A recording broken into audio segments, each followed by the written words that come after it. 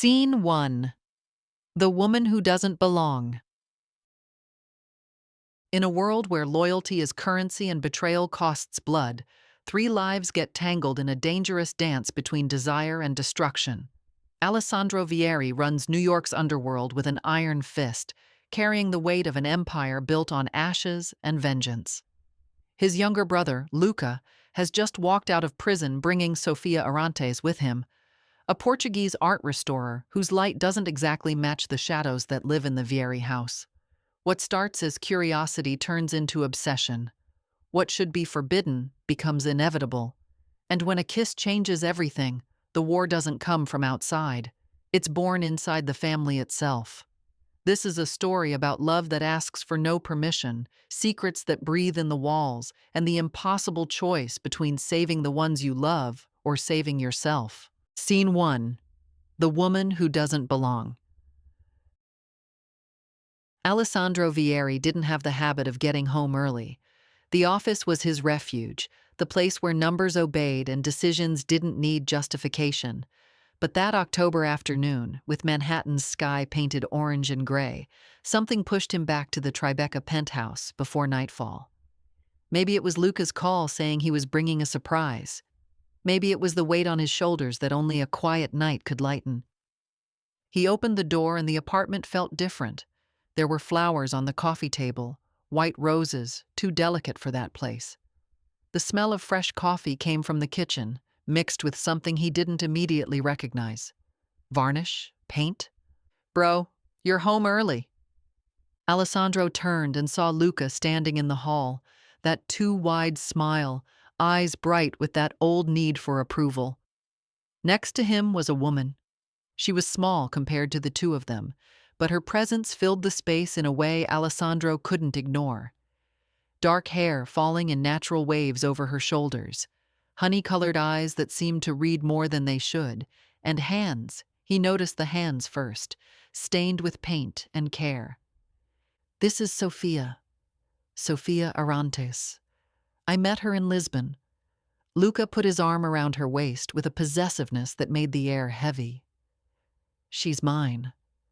Alessandro extended his hand, keeping his face neutral, voice steady. "Alessandro Vieri, welcome." When her fingers touched his, something cut across his chest like a silent blow. Her hand was warm, steady, and stayed a second longer than protocol required. She didn't look away. Neither did he. "Thank you, Mr. Vieri."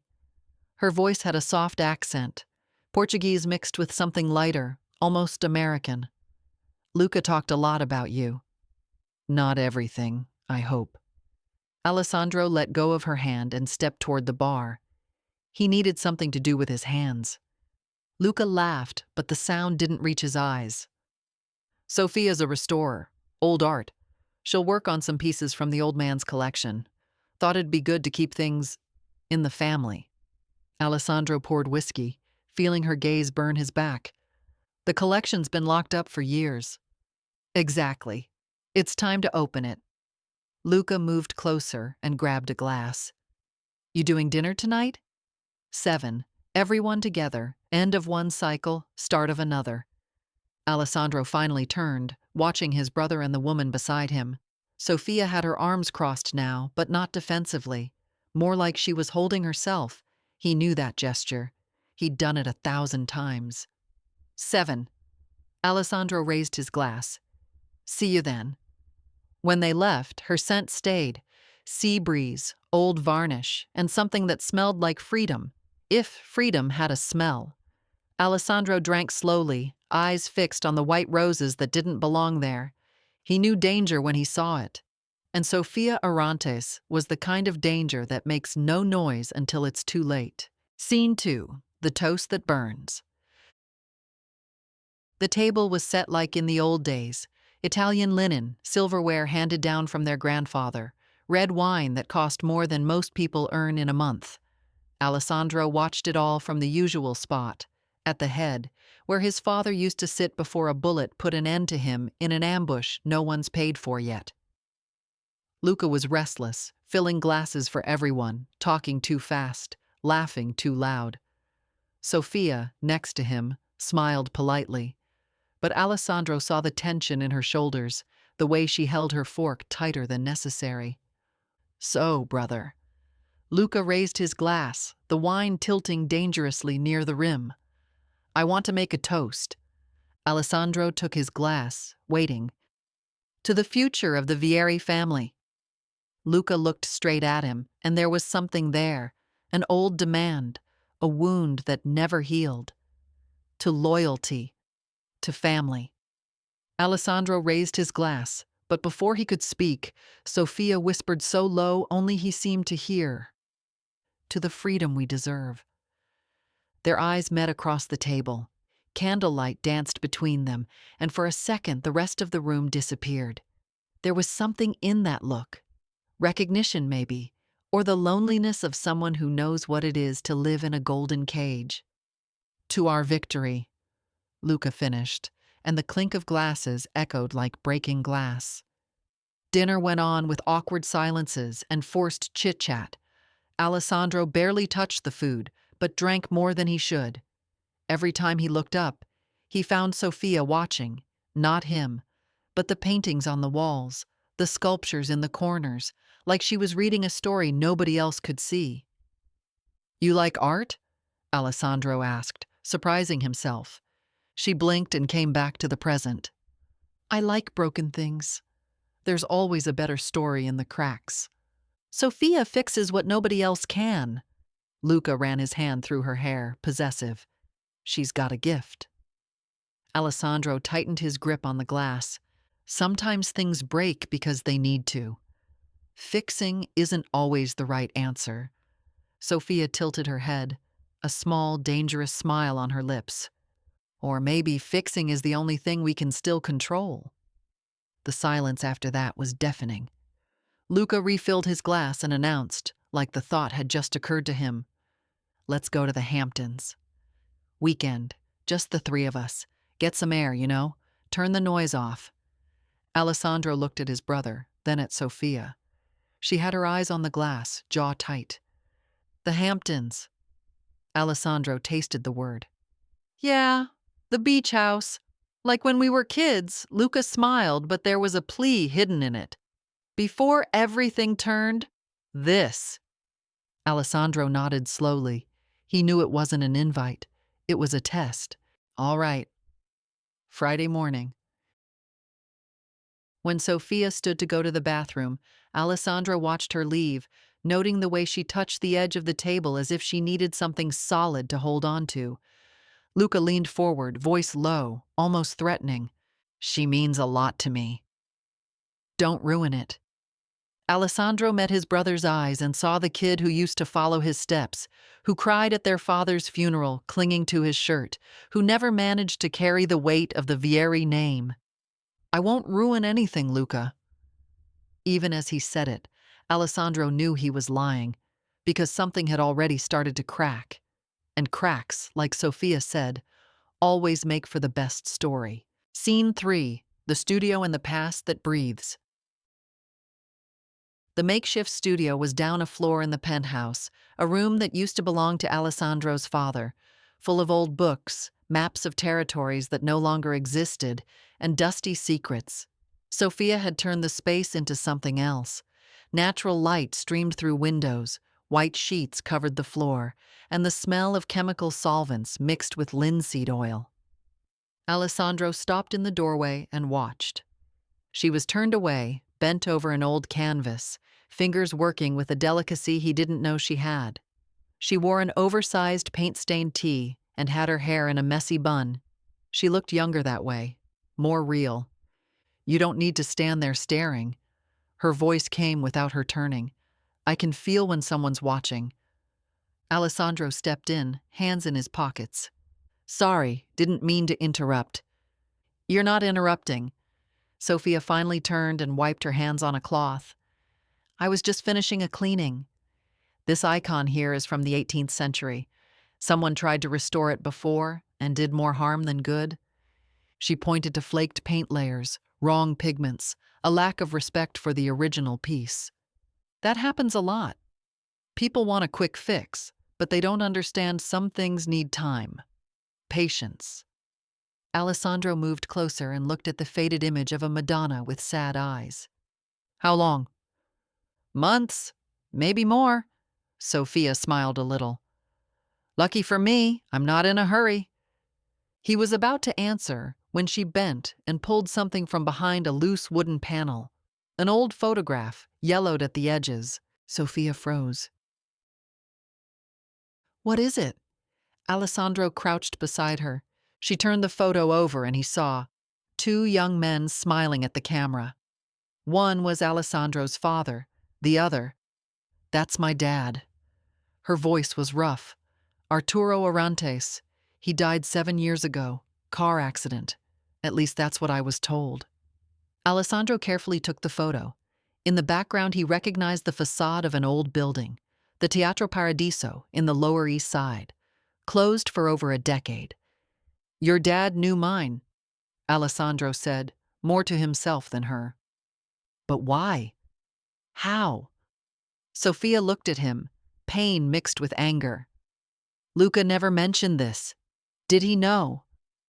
Alessandro didn't answer. His mind was already racing, piecing things together that shouldn't have fit.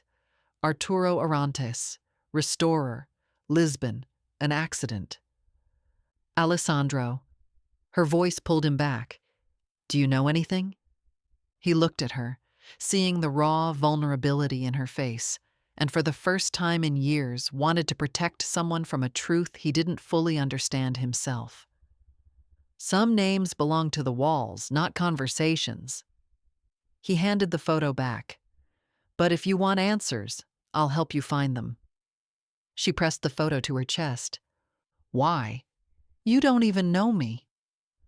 Alessandro walked to the door, paused in the frame without turning. Maybe that's exactly why. When he left, Sophia looked at the photograph again. On the back, in faded handwriting, were a date and 2 words. Teatro Paradiso.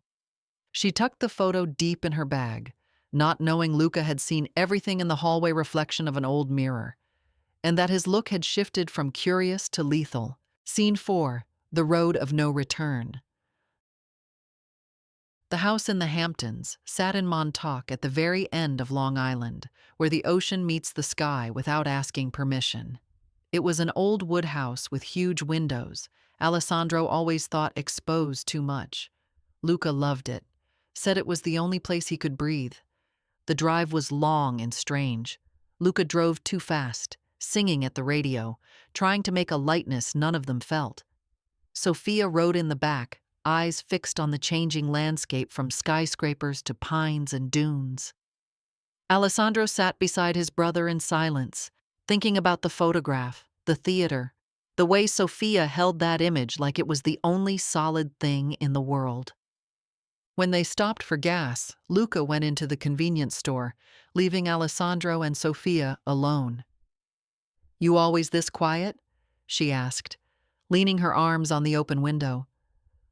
Usually. Alessandro looked at her. Wind messed dark strands across her face. He wanted to brush them away. He didn't. Luca speaks for 2 then. She smiled, but it didn't last. Alessandro. About that photo. Not now, he said too quickly. She frowned. When then? When we don't have an audience. Luca returned with bags of junk food, chips, soda, candy, tossed it in the back and started driving again. By the time they arrived, the sun was setting, painting the sky pink and orange. The house seemed bigger than Alessandro remembered, or maybe he'd shrunk over the years. Sophia got out and walked to the porch, eyes wide. This is amazing. It was our grandfather's, Luca explained as he carried the luggage. He used to come here in summer. Said the ocean washed away sins. Washed? Sophia turned. Spoiler, it didn't, Alessandro said, passing them. Night fell fast, and Luca insisted on making a bonfire on the beach. They sat in worn chairs, drinking beer and listening to waves break in the dark. Sophia kicked off her shoes, toes buried in the sand, and Alessandro couldn't stop looking at her. Were you happy here? As kids? She asked. Luca stared into the fire. Before everything fell apart, yeah. What happened? Our father died, Alessandro said flatly. Ambush. 10 years ago. No one paid. Sophia was quiet for a beat. I'm sorry. Don't be. Luca downed half a bottle at once. You just keep going. That's what you do, right? You keep going. But the way he said it, bitter, with hidden envy, made Alessandro look at his brother differently, in a way he hadn't in years. When Luca stood and said he was going to bed, leaving Alessandro and Sophia alone, the air got heavy. He loves you. Sophia broke the silence. I know. But he hates you too. Alessandro turned to her, surprised. Why do you say that? Sophia watched the flames, the burn reflecting in her honey eyes. Because I recognize it. I loved someone like that once. It hurts more than it heals. And what did you do? She looked straight at him. I left, before it hurt too much. Alessandro held her gaze, and something passed between them. An unspoken truth, a warning ignored. You should leave now, he said, and it wasn't a threat. It was a plea. Sophia gave a sad smile. It's already too late. And she was right, because there, with the fire and the ocean singing, Alessandro Vieri realized he'd crossed a line he didn't know existed. And there was no going back. Scene 5. The Kiss That Destroys Empires. The party was Luca's idea. He knew people in Montauk, old friends, new enemies, folks who lived that blurry line between legal and lethal. The house filled quickly, loud music, fake laughs, cigarette smoke mixed with salt from the sea. Alessandro hated it, but stayed, because Luca asked. And because Sophia was there. She wore a simple white dress, the kind that didn't try to impress but did. Her hair hung loose down her back, and she laughed at something the woman beside her said. But Alessandro saw the tension in her shoulders, the way she gripped the glass with both hands. Luca was drinking too much. Alessandro recognized the signs. Loud voice, exaggerated gestures, the way he touched everyone like he needed to prove he was still someone. At some point, he disappeared with a group, leaving Alessandro alone in the crowd. He found refuge on the back terrace, away from the noise. The moon was full, throwing silver over the ocean, and the air smelled like wild jasmine. Running away? Alessandro turned. Sophia stood in the doorway, the dress moving with the breeze. Kind of, he admitted. She came up and leaned on the railing. They stood side by side, looking out at the sea. Thanks, she said, quiet. For what? For not treating me like I belonged to him. Something squeezed in Alessandro's chest. You don't belong to anyone, Sophia. She stared at him, and there was something different. Courage, maybe, or desperation. But I should, she said. Luca, he saved me. When everything fell apart, he was there. Gratitude isn't love. I know. The words slipped out like a confession. The silence that followed was heavy, dangerous. Alessandro knew he should go back, put distance between them. He couldn't. This is a mistake, Sophia whispered, but she didn't step away. The worst mistakes save the soul. Alessandro answered, and he wasn't sure which part of him spoke, the man who built an empire with his hands, or the boy who forgot how to breathe when his father died. He raised his hand slowly and touched her face like it was something sacred. Her skin was warm and soft. She closed her eyes at the contact. Alessandro moved in, feeling her breath against his, heart pounding so hard he was sure she could hear it. The kiss started soft, almost hesitant. Then Sophia sighed, and something inside him broke. He deepened the kiss, hand to her nape, fingers threading through the dark hair. She matched him with an intensity that surprised him, hands climbing his chest, clutching his shirt like she'd drown without it. It was desire, yes, But it was more. It was recognition. Two shipwrecked people finding land. The sound of breaking glass cut them apart. Alessandro pulled back and turned. Luca stood in the doorframe, a busted glass at his feet, his face pale. For a moment, no one moved. Then Luca smiled, a crooked, empty smile that didn't reach his eyes. "Congratulations, brother. Always knew you'd get everything I couldn't." He turned and left, leaving a trail of glass and silence. Sophia covered her mouth with her hand, eyes wide. "Oh God, what have we done?" Alessandro didn't answer.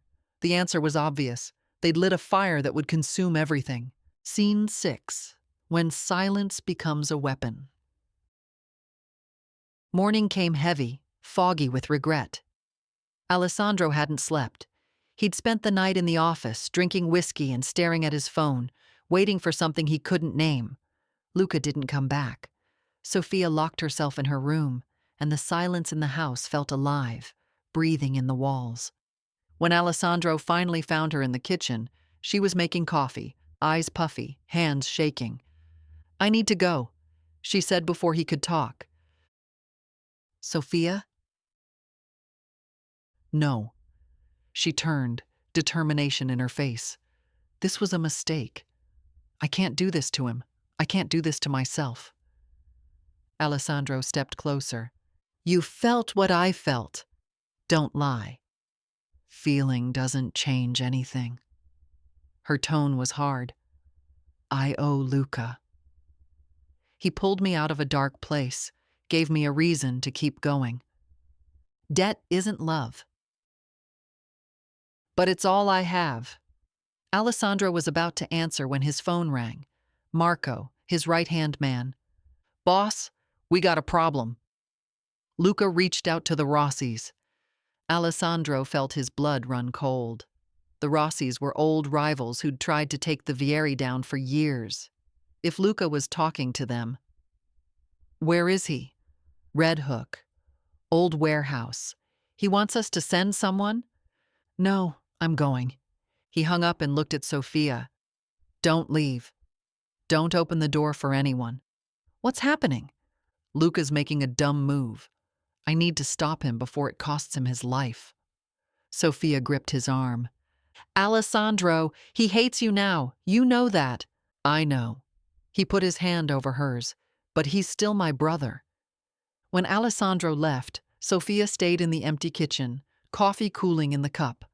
Her phone buzzed, a message from an unknown number. "Your father didn't die by accident. The theater has the answers. If you want the truth, go alone." She read it 3 times, heart racing. Then she grabbed the rental car keys and drove off, not looking back. Scene 7. The theater where the dead speak. The Paradiso Theater sat in the Lower East Side, squeezed between abandoned buildings and memories the city preferred to forget. The facade was covered in graffiti, the windows boarded up, and a rusty chain hung from the main door. Sophia parked across the street, watching. The message hadn't given any more details, just an address, and a promise of truth. She got out of the car, heart pounding out of rhythm, and approached. The side door was ajar, on purpose, she was sure. Sophia pushed it, and the wood groaned like something alive. Inside smelled like mold, dust, and forgotten time. There was a staircase buried in debris leading up to the mezzanine, and a faint light coming from somewhere up there. Sophia climbed slowly, each step echoing. At the top, she found a small room, what must have been a dressing room. There was an old table, papers scattered, and on the wall, a painting. Sophia stepped closer, holding her breath. It was a portrait of the Vieri family, the father, Alessandro, Luca, all younger. But the way they were painted, no filters, no masks, showed truths a photograph never caught. The father had a predator's eyes. Alessandro carried too much weight on his shoulders. And Luca looked like he was drowning. In the bottom corner, a signature, Arturo Arantes. "My God," Sophia whispered, touching the canvas. "He painted the truth. And they killed him for it. She spun around. An older woman stood in the doorway, her face lined with wrinkles and secrets. Who are you? Gianna. I worked here when this theater still meant something. I knew your father. Sophia moved closer. What happened to him? Gianna sighed, tired. Arturo was hired to restore pieces from the Vieri collection. But he found things, documents, proof the patriarch was laundering money through art auctions. Your father was too honest. He wanted to report it. Sophia felt her legs give out. And they arranged an accident. Brakes failed. End of story. Did Alessandro know? His father orchestrated it. But Alessandro? I don't think so. He was too young or too blind. Sophia looked at the painting again, tears blurring her vision. Why are you telling me this? Because you deserve to know. And because that family needs to pay. Gianna put a hand on her shoulder. Luca knows too. Always has. That's why he brought you here. You weren't an accident, girl. You were his revenge. Sophia's world collapsed. Scene 8. When touching means telling the truth. Alessandro found her on the porch of the house in the Hamptons hours later, sitting on the worn wooden steps, staring at the ocean like she expected the waves to bring answers no human could give. She'd come back silent, eyes red, body wound tight like a rope about to snap. She'd locked herself in the bedroom for so long, Alessandro started wondering if she'd left without a word. But she was there, still there. And that meant something. I know, she said before he could ask, her voice hoarse from crying.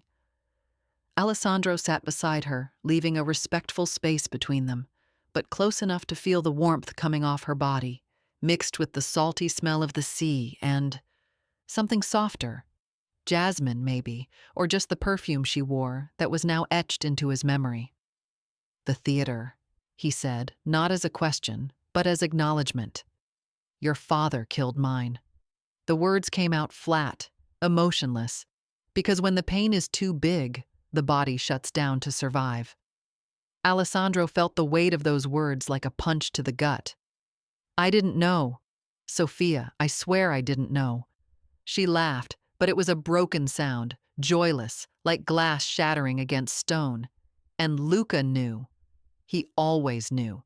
He brought me here like I was a chess piece, revenge dressed up as a girlfriend. Alessandro clenched his fists so hard his nails dug into his palms. Rage climbed his throat like fire. I'm going to kill him. No. Sophia grabbed his hand, stopping him from standing. Her touch was warm, steady, and Alessandro felt his skin burn where her fingers met his. No more death. No more revenge.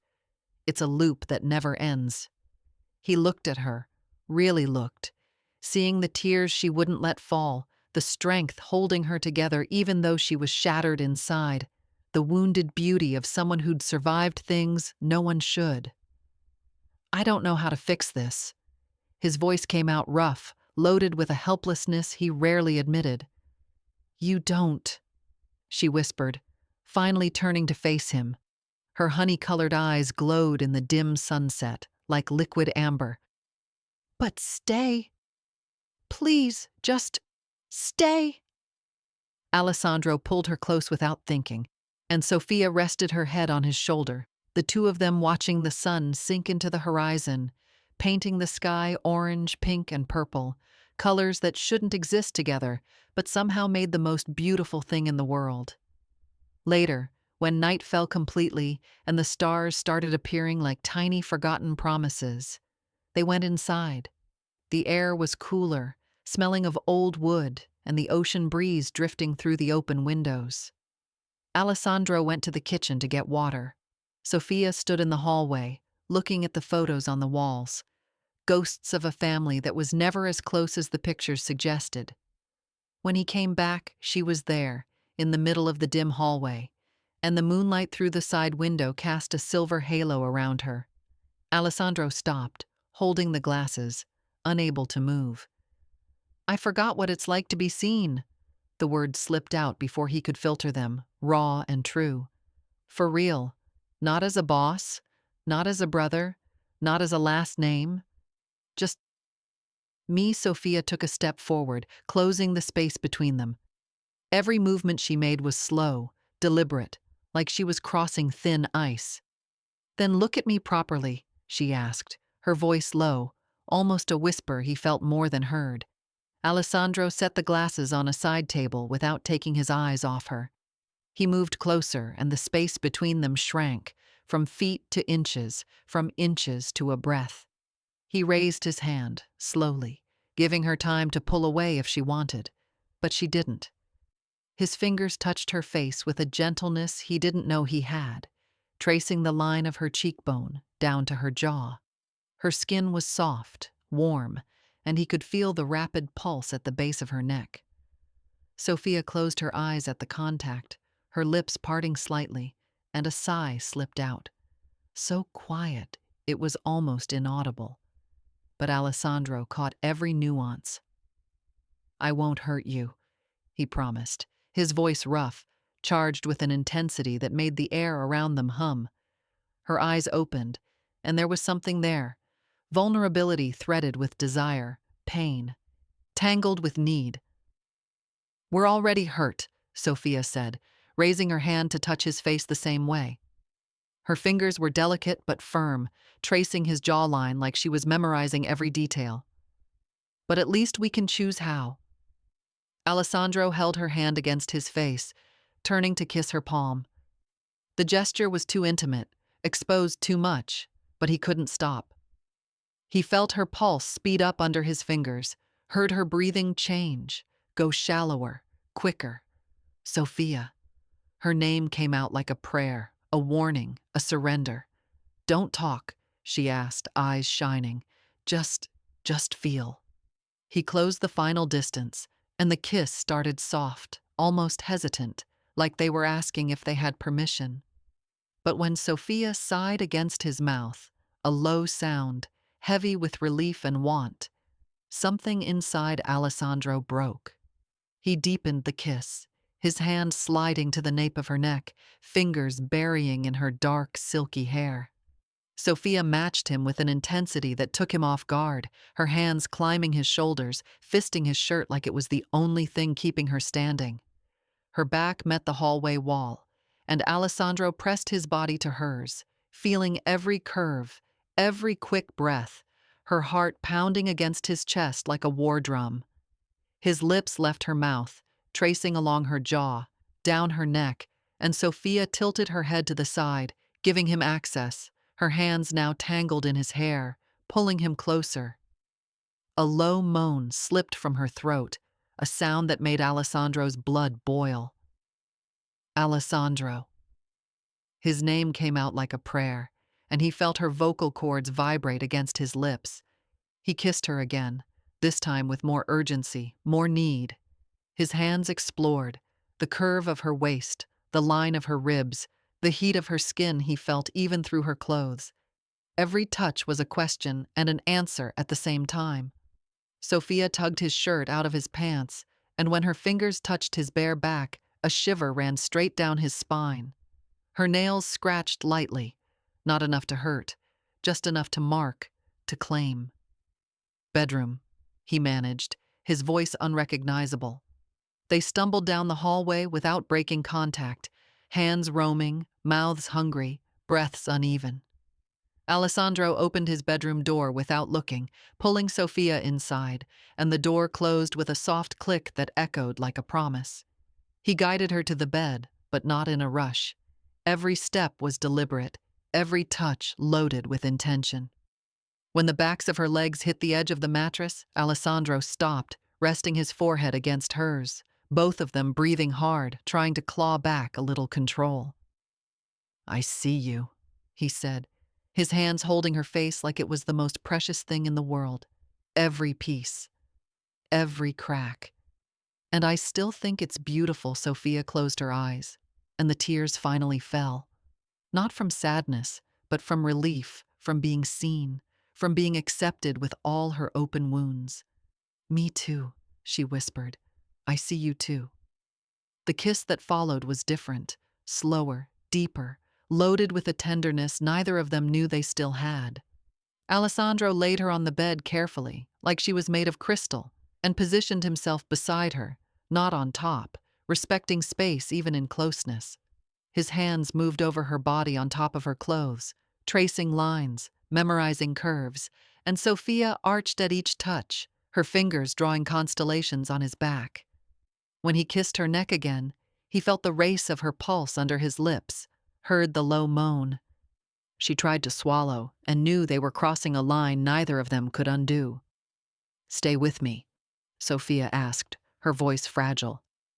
"Even when morning comes, even when everything falls apart. Stay."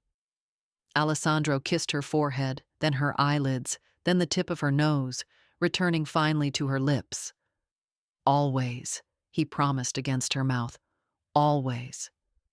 They stayed like that, tangled up, letting desire mix with tenderness, letting passion find room inside vulnerability. Outside, the ocean sang an old song, and inside that room, two broken hearts learned that healing doesn't come from fixing. It comes from being seen, accepted, and still chosen. When they finally fell asleep, wrapped around each other, the moon lighting the room through the open curtains, a photograph slipped out of Alessandro's pants pocket, forgotten on the floor. It was an image of the Paradiso Theater, and in the morning, when Sophia found it, she'd understand that the past never really sleeps. It just waits for the right moment to wake up. Scene 9, the invitation to the end. Luca showed up 3 days later. Alessandro was in the Manhattan office when he walked in without knocking, his face gaunt, eyes red. "We need to talk." Alessandro closed the laptop. "I'm listening." Luca tossed a piece of paper on the desk. An address. Paradiso Theater. Midnight. Just the two of us. Luca. "Don't argue, Alessandro." His voice had a coldness Alessandro had never heard before. "You owe me this." Alessandro picked up the paper. "And Sophia?" "She already knows everything." "Always did." Luca gave a bitter smile. "Or did you think it was a coincidence? The daughter of the man our father killed, in love with me, brought into our house? I planned that for years." Alessandro's stomach dropped. "You used her. Like you used her too. Only I at least had a reason. Revenge. You? It was just desire." Alessandro stood, hands braced on the desk. "She didn't know. She didn't until I told her." Luca shrugged. "Now she does. And now she has to choose what? Between us. Between truth and lies." Luca walked to the door. "Midnight. Don't disappoint me, brother." When he left, Alessandro called Sophia. She didn't answer. He tried 3 times. Nothing. He texted, "Where are you?" The reply came minutes later. "The place where it all began, and where it all ends." Alessandro grabbed his keys and ran out. Scene 10, the stage of the end. The Paradiso Theater was lit from the inside when Alessandro arrived. A weak glow from candles scattered across the stage cast dancing shadows that looked like a ghost audience. Luca was there, center stage, a gun in his hand. Sophia stood beside him, on her feet, but not tied up. She wasn't a hostage. She was choosing. "You came," Luca said. Alessandro walked in slowly. "Sophia, come with me." She didn't move. "I need to know the truth. From you. No lies." Her voice shook. "Did your father kill mine?" Alessandro looked at her. "Yes." "Did you know?" "No. But I should have suspected." He took a step forward. "Sophia, I'm sorry. For everything. Sorry doesn't bring him back." Tears were falling freely now. "I know." Alessandro spread his arms, empty. "But I didn't lie about what I feel for you. That's real." Luca laughed, a sharp sound. "Real? You don't know what's real. You've always lived in a bubble, protected, the perfect air. And me? I lived in your shadow. Always." Alessandro turned to his brother.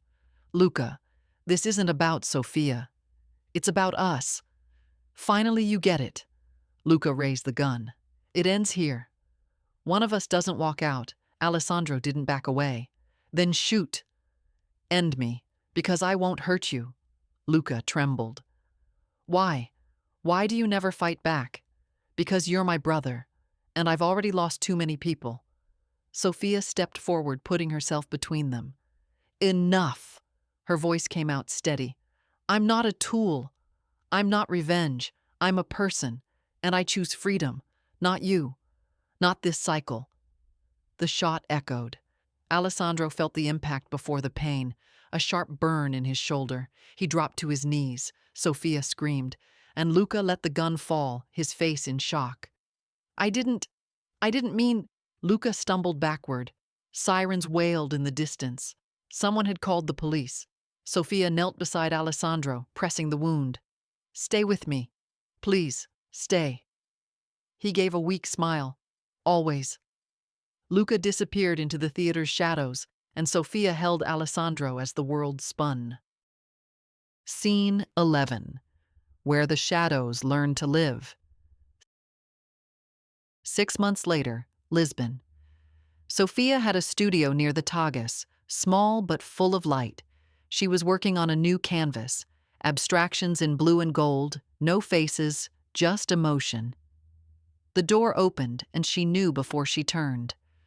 Alessandro walked in slowly, his shoulder still stiff, a scar that told stories. He had a beard now, longer hair. He looked more human. You never painted the end, he said, looking at the canvas. Sofia smiled, because it's not the end. He came closer, and she didn't step back. Luca turned himself in. He's serving time. He sent a letter. He apologized. And you? Did you forgive him? Alessandro thought. I'm trying. Sofia touched his face, and he closed his eyes at her touch. I learned to live in the dark without losing sight of you, he confessed. Then finish this with me. Slowly. The right way. They kissed, soft, unhurried. And there, with the river singing outside and the unfinished canvas waiting, they understood that some loves don't die. They just learn to live in the shadows, until the light feels safe again.